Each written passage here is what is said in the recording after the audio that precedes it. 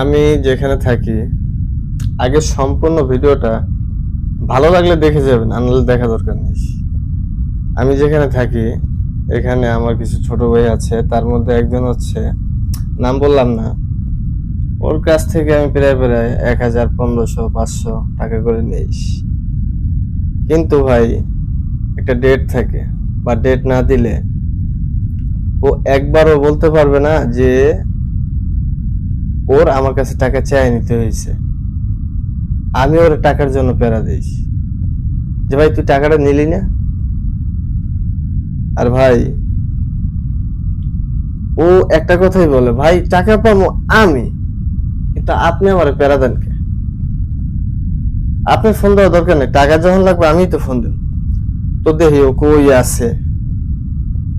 ও বাড়ি গেছে শুনছিলাম, শুনছিলাম না, বাড়িতেই গেছে। দেখি ফোন দিয়ে দেখি ও কি করতেছে।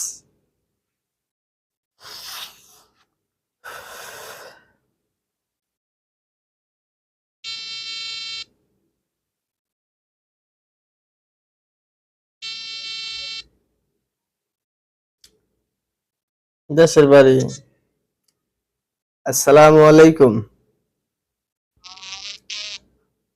কি অবস্থা বস আপনার?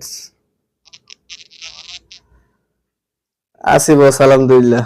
আপনার কি খবর?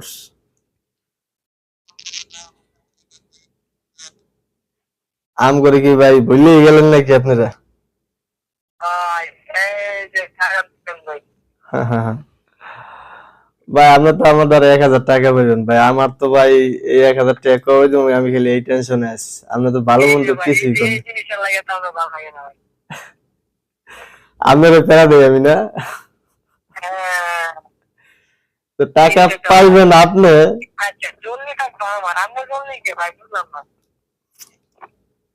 ভাই চিন্তা কি, মানুষের টাকা।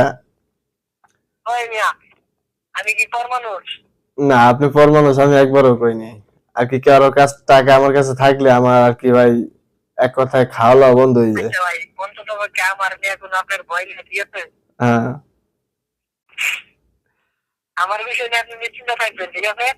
ওকে বস, আপনি আসবেন কবে?